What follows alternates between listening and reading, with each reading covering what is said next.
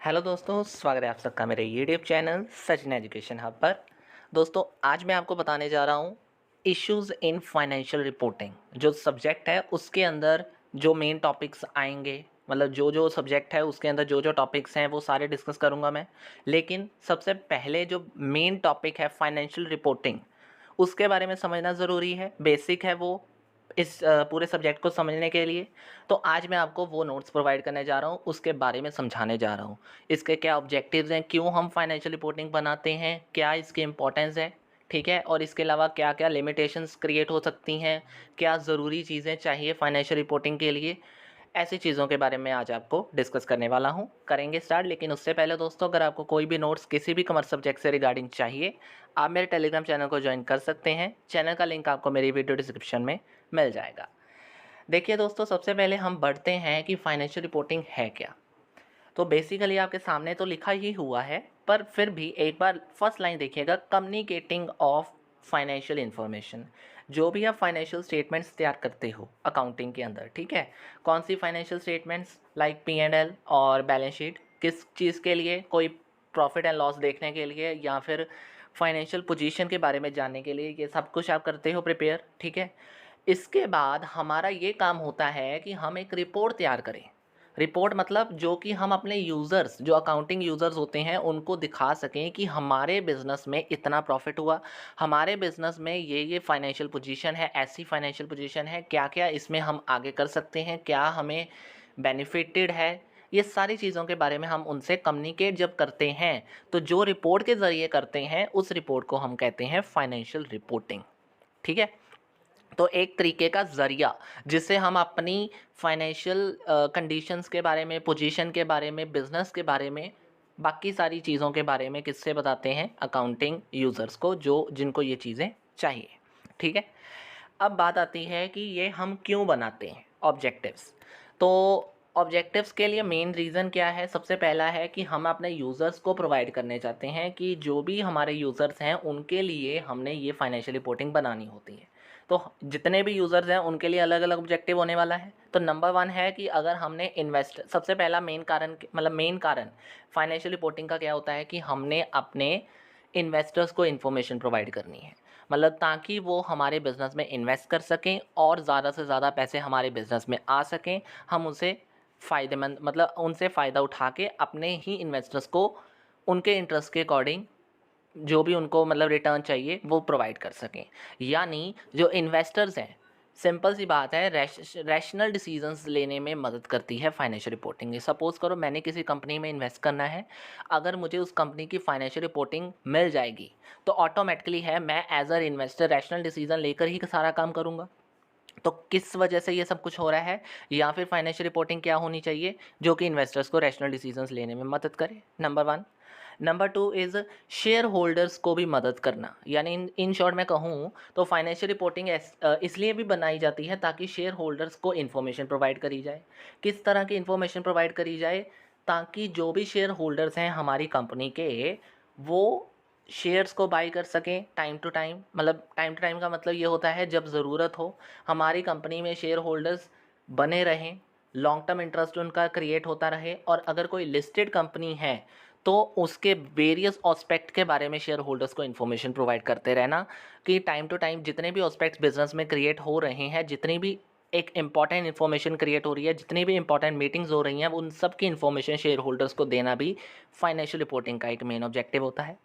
Financial reporting बनाने का तीसरा मेन रीज़न क्या है, मेन ऑब्जेक्टिव क्या होता है, number three is information to management. Management को भी इन्फॉर्मेशन प्रोवाइड करना, ताकि जो मैनेजमेंट है वो अपने सारे फंक्शंस को अच्छे से चला सके। दैट इज़ प्लानिंग हो गया, कोऑर्डिनेशन हो गया, डिसीजन मेकिंग हो गया, वो सारे फंक्शंस जो है जो मैनेजमेंट करता है और बिजनेस को मदद करता है गोल्स को अचीव करने में। अगर फाइनेंशियल रिपोर्टिंग तैयार कर रहे हो तो वो ऐसी होनी चाहिए जिसके पीछे मैनेजमेंट को भी मदद मिल रही हो, ठीक है। तो प्रोवाइड इन्फॉर्मेशन टू मैनेजमेंट। चौथा मेन कारण क्या होता है फाइनेंशियल रिपोर्ट को तैयार करने का, कि हम अपने स्टैट्यूटरी ऑडिटर्स को भी इन्फॉर्मेशन देनी मानते हैं। यानी अगर हम अपने स्टैट्यूटरी ऑडिटर्स को भी इन्फॉर्मेशन दे रहे हैं तो उससे क्या होगा, वो अपनी ऑडिटिंग को अच्छे से कर पाएगा। सपोज करो एक ऑडिटर है, वो हमारे बिजनेस की ऑडिटिंग करना चाहता है, अकाउंट्स की ऑडिटिंग करना चाहता है, तो क्या होगा, अगर हम उसे अपनी फाइनेंशियल इन्फॉर्मेशन फाइनेंशियल रिपोर्टिंग दे देंगे तो उसे पता चल जाएगा कि किस तरह का हमारे बिजनेस में पैटर्न चल रहा है पूरी फाइनेंशियल सिचुएशन का। यानी एक तरीके से उसको सारी चीज़ों के बारे में कम्युनिकेट कर देना, तो उसके अनुसार वो अपनी ऑडिटिंग अगर करेगा तो टाइम भी कम लगेगा और इफ़ेक्टिवनेस भी क्रिएट हो जाएगी। ठीक है, तो ये भी एक कारण होता है फाइनेंशियल रिपोर्टिंग को बनाने का। फाइनेंशियल रिपोर्टिंग को अगला कारण क्या है बनाने का, number 5 is enhancing the social welfare. जो भी एम्प्लॉयज़ हैं उन्हें ये होता है कि उनके भी सोशल वेलफेयर के उनके भी वेलफेयर के बारे में बात करी जाए। तो फाइनेंशियल रिपोर्टिंग क्या होती है, फाइनेंशियल रिपोर्टिंग को बनाने का ये भी कारण होता है कि जो एम्प्लॉयज़ हैं उनके इंटरेस्ट को पूरा किया जाए।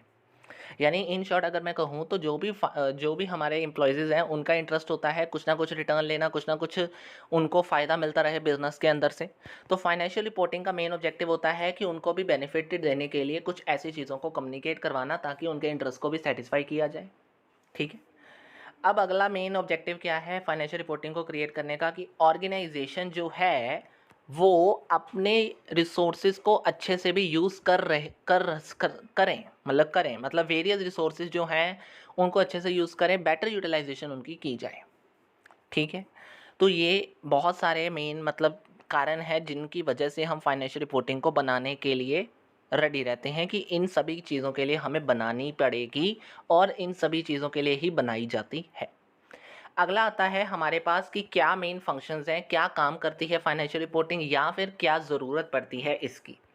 तो अगर सबसे पहली ज़रूरत देखी जाए फाइनेंशियल रिपोर्टिंग की, तो फाइनेंशियल रिपोर्टिंग हम क्यों बनाएंगे या क्यों बनाना चाहते हैं, ताकि हमें फाइनेंशियल प्लानिंग करने में मदद मिले। यानी इट इज़ अ बैकबोन। यानी अगर हम फाइनेंशियल रिपोर्टिंग बनाते हैं उससे हमें फाइनेंशियल सिचुएशंस के बारे में पता चलता है, फाइनेंशियल पोजीशन के बारे में पता चलता है, फाइनेंशियल कंडीशन के बारे में पता चलता है। इन शॉर्ट कहूँ तो सारी चीज़ों के बारे में क्लैरिफिकेशन हो जाती है, जिससे हम अपनी फाइनेंशियल प्लानिंग को आगे आने वाले फ्यूचरिस्टिक पर्पस के लिए क्या कर सकते हैं, आसानी से बना सकते हैं, प्लान कर सकते हैं। तो इन शॉर्ट कहूँ तो क्या मेन रीज़न है फाइनेंशियल प्लानिंग अगर आपने करनी है, तो फाइनेंशियल रिपोर्टिंग ही एक मात्र अच्छा तरीका है उस चीज़ को करने के लिए। तो फाइनेंशियल रिपोर्टिंग सबसे बड़ा बेनिफिट हो गया फाइनेंशियल प्लानिंग को बनाने के लिए। फाइनेंशियल रिपोर्टिंग का दूसरा बेनिफिट होता है जो मैंने अभी बताया, स्टैट्यूटरी ऑडिट करने के लिए। कोई ऑडिटर है उसके लिए आप क्या कर रहे हो, एक फाइनेंशियल रिपोर्टिंग बना दो और उसे ये कह दो कि ये लो भाई, ये हमारी फाइनेंशियल रिपोर्ट तुम्हें हम दे रहे हैं, इससे आपको ऑडिट करने में मदद मिलेगी। तो वो चीज़ें वो ही चेक करेगा जहाँ पे उसे उस रिपोर्ट को बात पढ़ने से मुश्किल प्रॉब्लम लगेगी। अदरवाइज़ वो अगर सिंपल से सीधे से आप अकाउंट चेक करने दे दोगे तो वो भी चीज़ें चेक करना शुरू कर देगा जो मेरे ख्याल से 100% एक्यूरेट भी हो सकती हैं। तो उसे तो नहीं पता कई बार।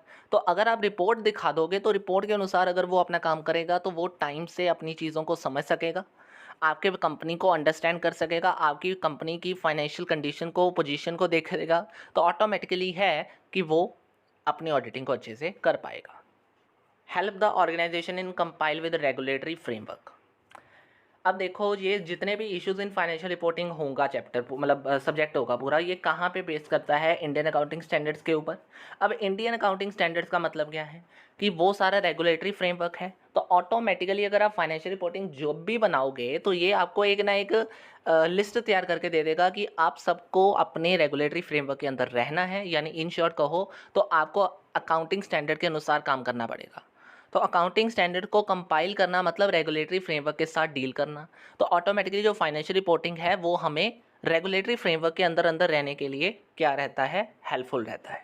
ठीक है, नेक्स्ट आती है हेल्पफुल इन रेजिंग कैपिटल। मतलब अगर आप फाइनेंशियल रिपोर्टिंग से अंडरस्टैंड कर जाते हो, मतलब सिंपल सी बात है, फाइनेंशियल रिपोर्टिंग क्या करता है, फाइनेंशियल रिपोर्टिंग से आप अंडरस्टैंड कर जाते हो कि फाइनेंशियल पोजीशन कैसी चल रही है बिजनेस की। अगर मैं ये कहूँ तो आपको ये पता चल जाता है कि मुझे आने वाले टाइम पीरियड के लिए कितना पैसा चाहिए और कितना मुझे रेज़ करना पड़ेगा। तो ऑटोमेटिकली है मैं उसके अनुसार अपनी कैपिटल को रेज़ करूँगा, whether for the domestic purpose और वेदर फॉर द इंटरनेशनल और ओवरसीज़ पर्पस। ठीक है जी। नेक्स्ट आता है helps public in easy analyse the performance of company. ये तो मैंने एक्सप्लेन करूँगा, सिंपल सा पॉइंट है। ठीक है, कि आपकी कंपनी की पोजीशन को एनालाइज करने में मदद करती है फाइनेंशियल रिपोर्टिंग, वेदर वो हर एक पर्सन के लिए है, सिंपल है। ठीक है, बेटर प्रेजेंटेशन और बेटर डिसीजंस, दोनों में एक ही सिमिलैरिटीज़ हैं, बेटर है। मतलब सिंपल सी बात है, अगर आप फाइनेंशियल रिपोर्टिंग बना रहे हो तो रिपोर्टिंग का मतलब क्या है, उसमें टेबल फॉर्म है, उसमें ग्राफिक फॉर्म है, उसमें नोट्स हैं, उसमें की पॉइंट्स हैं। What is this? It is a better presentation for the financial statements. जो आपने स्टेटमेंट्स तैयार करी हैं उसके लिए एक बेटर प्रेजेंटेशन है, जिससे आप अंडरस्टैंड कर सकते हो कि जो भी मैंने स्टेटमेंट्स बनाई हैं उसमें क्या क्या लिखा गया है, क्या क्या है, उसमें क्या क्या होना चाहिए था, कौन सी एडजस्टमेंट कहाँ पे है, इस एडजस्टमेंट को अगर किया गया है तो उसमें कुछ मेन पॉइंट तो नहीं था, ये एडजस्टमेंट कब की है। मतलब एक तरीके से उस रिपोर्ट में सारा कुछ लिखा होता है। तो उस रिपोर्ट की मदद से आप क्या कर सकते हो, बेटर प्रेजेंट कर सकते हो अपनी चीज़ों को, इन्फॉर्मेशन को, और डिसीजंस लेने में भी मददगार होती हैं वो चीज़ें। कि दोनों को मैंने रिलेट कर दिया अच्छे से, ठीक है। यहाँ पे आपकी इम्पोर्टेंस और फंक्शंस ख़त्म, ठीक है। अब आते हैं, वैसे ये पॉइंट ज़्यादा इंपॉर्टेंट नहीं है कि टाइप क्या है फाइनेंशियल रिपोर्टिंग के। तो टाइप्स में वही चीज़ें हैं जो जो चीज़ें आप करते हो। यानी फाइनेंशियल रिपोर्टिंग किसकी हो सकती है, बैलेंस शीट की, इनकम स्टेटमेंट्स की, कैश फ्लो स्टेटमेंट की, और statement of share holder equity, और इसके अलावा बहुत सारी ऐसी स्टेटमेंट्स होती हैं। तो ये ज़्यादा इंपॉर्टेंटली पॉइंट नहीं है, लेकिन अगर आप जस्ट फॉर द बेसिक अगर आप देखोगे तो ये आप सबको पता भी है क्या क्या होता है, आपने बहुत बार कर लिया है, ठीक है। तो इन सबको वहीं से एक्सप्लेन करना है जो आपको पता है। नॉर्मल सी चीज़ें हैं, इसमें आपको ज़्यादा ध्यान देने की ज़रूरत नहीं है। अब बात आती है लिमिटेशंस की। लिमिटेशंस क्या होती हैं, कमियाँ, ठीक है। तो फाइनेंशियल रिपोर्टिंग भी ना कुछ कमी से बना हुआ है, यानी कुछ ना कुछ इसमें कमियां रह ही जाती हैं। ये फ्यूचरिस्टिक नहीं है, नंबर वन, फ्यूचरिस्टिक नहीं है। अच्छा, ये कैसे? क्योंकि ये ज़्यादातर जो भी रिजल्ट्स तैयार करता है, जो भी इंफॉर्मेशन लेकर रिपोर्ट तैयार करता है, वो इंफॉर्मेशन कौन सी होती है, हिस्टोरिकल होती है, यानी पास्ट के ऊपर बेस्ड होती है। और पास्ट इन्फॉर्मेशन के ऊपर बेस्ड होने की वजह से हमें फ्यूचर में जो आइडिया लेना होता है वो ले तो लेते हैं, बट अनसर्टेनिटी होती है कि उसमें पूरा हो पाएगा कि नहीं। यानी इन शॉर्ट कहो तो फ्यूचरिस्टिक पर्पस के लिए फाइनेंशियल रिपोर्टिंग नहीं होती, ये सिर्फ करंट पर्पस के लिए होती है, प्रेजेंट पर्पस के लिए होती है। कि अभी हमने क्या करना है, हम अभी हमारे बिजनेस में क्या चल रहा है, अभी हमारी फाइनेंशियल स्टेटमेंट्स कैसे बनाई जाए, मतलब अभी के लिए क्या चीज़ें हैं। तो फ्यूचर में वो चीज़ें हेल्पफुल नहीं कर पा रही, मतलब फाइनेंशियल रिपोर्टिंग आपको मदद नहीं कर पाएगी फ्यूचरिस्टिक पर्पस के लिए, ठीक है। सेकेंडली हमारे पास है financial statements are tools and not a solution. बिल्कुल, अभी मैंने ऊपर ही एक लाइन को क्लियर करा कि ये एक सिर्फ तरीका है, सोल्यूशन नहीं है। ये आपको लिख के पॉइंट बता देगा कि यहाँ यहाँ ये सब कुछ दिया हुआ है। यानी अगर ये फाइनेंशियल स्टेटमेंट थी, बैलेंस शीट थी, उस बैलेंस शीट में कितनी एसेट्स हैं, क्यों मतलब उस एसेट में क्या है, मतलब अगर कोई इंपॉर्टेंट प्रोविज़न के बारे में बताया गया है तो वो आपको सिर्फ बताया गया है। उसमें आपको ये सोल्यूशन नहीं बताया गया कि अगर ये चीज़ आज ऐसे लिखी गई है तो आने वाले टाइम पीरियड में आपने कैसे लिखनी है तब कि वो सही रहे। तो ये आपको सिर्फ बता सकता है कि ये चीज़ का मतलब क्या है, ये चीज़ कैसे करनी है, ये चीज़ कैसे हो सकती है, या ये चीज़ कैसे करी गई है, ना कि आने वाले टाइम पीरियड में उसका एक्यूरेट आंसर दे दिया जाए उसका, ये नहीं बताता ये, ठीक है। तो these are not a solution, these are just a tool, right. Next आता है ignore the changes in price level. Price level changes नहीं बताता ये, प्राइस में कितना चेंजेस, प्राइस लेवल में कितना चेंज आया आ गया, पढ़ोगे अकाउंटिंग इन प्राइस लेवल चेंजेस, वो भी मैं डिस्कस करूंगा। लेकिन अभी के लिए ये लिमिटेशन है कि इसमें ये चीज़ें डिस्कस नहीं करी जाती। यानी अगर मैं बात करूं तो इसमें जितने भी प्राइजेस में फ्लक्चुएशंस होती हैं उसके बारे में ध्यान नहीं दिया जाता। नेक्स्ट आता है does not consider the qualitative aspect. Qualitative मतलब क्वालिटीज़ के बारे में ज़्यादा बात नहीं करता ये। मतलब फाइनेंशियल रिपोर्टिंग में आप ज़्यादातर ग्राफिकली टेबलर फॉर्म में या फिर की पॉइंट्स कुछ ऐसी चीज़ों के बारे में बता देते हो। न्यूमेरिकल फॉर्म में ज़्यादातर चीज़ें बात होती हैं, क्वांटिटेटिव फॉर्म में होती है, लेकिन क्वालिटेटिव एस्पेक्ट ज़्यादा ध्यान नहीं दिया जाता। जैसे कि आपने पढ़ोगे यहाँ पे neglect the efficiency, technical know how और प्रॉफिटेबिलिटी। इसमें हम नेगलेक्ट कर देते हैं किन किन चीज़ों को, अपनी एफिशिएंसी को, अपने टेक्निकल नो हाउ को यानी टेक्नोलॉजी को, और प्रॉफिटेबिलिटी को। मतलब हम ध्यान ज़्यादा नहीं देते कि टेक्नोलॉजी किसके ऊपर हम चल रहे हैं, हम ये ध्यान नहीं देते एफिशिएंसी कितनी है एक अकाउंटिंग पर्पस के लिए जिसको हम कर रहे हैं। तो इन सभी चीज़ों को इग्नोर करने की वजह से भी फाइनेंशियल रिपोर्टिंग में ये लिमिटेशन क्रिएट हो जाती है कि हम क्वालिटेटिव एस्पेक्ट के ऊपर ध्यान नहीं दे रहे, हम सिर्फ ज़्यादातर क्वांटिटेटिव के ऊपर चल रहे हैं in the form of accounts. जबकि अकाउंटिंग में भी अगर क्वालिटेटिव एस्पेक्ट आना शुरू हो जाए, यानी फाइनेंशियल रिपोर्टिंग क्रिएट होनी शुरू हो जाए, तो उससे ज़्यादा बेनिफिट हो सकता है कहीं ना कहीं। तो ये एक लिमिटेशन है, ये सिर्फ क्वांटिटेटिव के ऊपर है, ना कि क्वालिटेटिव के ऊपर। क्वालिटेटिव भी आगे आप पढ़ोगे, लेकिन इसका मतलब ये नहीं है कि ये क्वालिटेटिव पूरी है। कहने का मतलब ये है कुछ फैक्टर्स क्वालिटेटिव ऐसे हैं जिनको ये इग्नोर करिए करती है, ठीक है। नेक्स्ट आता है हमारे पास in the absence of reliable data. Suppose करो जिस फाइनेंशियल स्टेटमेंट से मैंने फाइनेंशियल रिपोर्ट को क्रिएट करा, वो फाइनेंशियल स्टेटमेंट का सारा डाटा ही क्या था, अनरिलायबल था। मतलब रिलायबल बाद में पता लगा कि वो तो सारा रिलायबल है ही नहीं, मतलब बीच में कुछ ना कुछ इश्यूज थे। अब उससे सही करूँगा तो जो फाइनेंशियल रिपोर्टिंग बनी होगी तो वो भी तो अनरिलायबल हो गई, तो उसमें भी प्रॉब्लम आई। तो ऑटोमेटिकली जो फाइनेंशियल रिपोर्टिंग है वो उसी डाटा के ऊपर बेस्ड होती है जो हमने पीछे रिलायबल डाटा समझ के यूज़ करा है। तो अगर वो डाटा अनरिलायबल हो गया तो फाइनेंशियल रिपोर्टिंग भी क्या होने वाली है, अनरिलायबल रहने वाली है। तो ये भी प्रॉब्लम आ जाती है, ठीक है जी। तो दीज आर द लिमिटेशंस दोस्तों। अब लास्ट हमारा ये जो फाइनेंशियल रिपोर्टिंग के अंदर टॉपिक है वो वही है, जो क्वालिटेटिव एस्पेक्ट होने चाहिए वो कौन कौन से होने चाहिए एक अकाउंटिंग इन्फॉर्मेशन के अंदर या फिर एक फाइनेंशियल रिपोर्ट के अंदर। Number 1 is relevance. सारा डाटा रेलेवेंस होना चाहिए, रेलेवेंट होना चाहिए, एप्रोप्रिएट होना चाहिए, सही होना चाहिए, तभी ही फाइनेंशियल रिपोर्टिंग सही बनेगी। Number 2, faithful representation. Faithful representation मतलब सही चीज़ों के ऊपर बेस्ड होनी चाहिए, ना कि कोई अपनी तरफ से कोई चीज़ लिख दी, बायसनेस कर दी, ऐसा कुछ नहीं होना चाहिए। मतलब कंप्लीट होनी चाहिए और फ्री फ्रॉम एरर होनी चाहिए हर एक रिपोर्ट और हर एक इन्फॉर्मेशन। 3 is comparability. ऐसी रिपोर्ट तैयार करिए, ऐसी रिपोर्ट होनी चाहिए जिसमें ऑटोमेटिकली कंपैरिजन हो जाए, यानी हमें पता चल जाए कि पिछले साल से इस साल में कितना मतलब किस इस साल में पिछले साल से बढ़ी है कि कम हुई है। मतलब रिपोर्ट में हमें ये पता होना चाहिए कि रिपोर्ट ऐसी होनी चाहिए जिसमें कंपैरिजन आसानी से हो जाए पिछले साल से लेकर इस साल की रिपोर्ट के साथ, आसानी से पता चल सके कि इंक्रीज़ हुआ है, डिक्रीज़ हुआ है, क्या हुआ है, मतलब कितना चेंज आया है। कितना तो चलो क्वांटिटी में हो गया ना, मतलब इंक्रीज़ हुआ है, डिक्रीज़ हुआ है, ये तो पता चले, ठीक है। नेक्स्ट आता है वेरीफेबिलिटी। वेरीफेबिलिटी का मतलब क्या होता है, वेरीफाई करना हर एक चीज़ को। रिपोर्ट जब आप तैयार करते हो तो इसमें आप क्या कर, मतलब रिपोर्ट जब होनी चाहिए ना, तो उसमें ये भी ध्यान रखना पड़ेगा कि जो भी आपने काम करा है वो सही था कि नहीं। सही था का मतलब ये है हर चीज़ को वेरीफाई कर लो। कहने का मतलब अगर प्रोविज़न लिया है तो प्रोविज़न को एक बार दोबारा से कैलकुलेशन को चेक करके वेरीफाई कर लो कि क्या वो सही ली हुई है। अगर आपने कहीं पे डेप्रिसिएशन का मेथड लगाया है तो सही लगाया है, कहीं पे डेप्रिसिएशन कुछ गलत तो नहीं ले ली, कहीं पे कोई डिस्काउंट था वो अलाउड के बजाय रिसीव तो नहीं मान लिया, क्रेडिट तो नहीं मान लिया। ये ऐसी चीज़ों को वेरीफाई करते रहो टाइम टू टाइम। तो उसको रिपोर्ट में तैयार करना, मतलब रिपोर्ट के टाइम पे ये सारी चीज़ों को ध्यान में रखना, इट्स वेरी इंपॉर्टेंट। नेक्स्ट है टाइमलेसनेस। रिपोर्ट कम से कम समय के लिए ज़्यादा हो तो ज़्यादा बेटर है। टाइम टू टाइम मतलब ज़्यादा बड़ी नहीं होनी चाहिए, ज़्यादा समय के लिए नहीं होनी चाहिए, मुश्किल आ जाती है समझने में भी, ठीक है। And last is understandability. Even simple accountant person भी अगर कोई पढ़ रहा है फाइनेंशियल रिपोर्ट को किसी कंपनी की तो उसे भी समझ आनी चाहिए, इस तरीके से फाइनेंशियल रिपोर्टिंग होनी चाहिए। यानी अगर मैं ये कहूँ कि फाइनेंशियल रिपोर्ट आपने इस तरीके से बना दी जो आपको ही पता है क्या है उसमें, तो कोई फ़ायदा होने भी नहीं वाला, क्योंकि फाइनेंशियल रिपोर्टिंग का असल में मकसद ही क्या है, यूज़र्स को कम्युनिकेट करना। तो यूज़र्स को कम्युनिकेट हम तभी ही कर सकते हैं जब उनको समझ आएगा।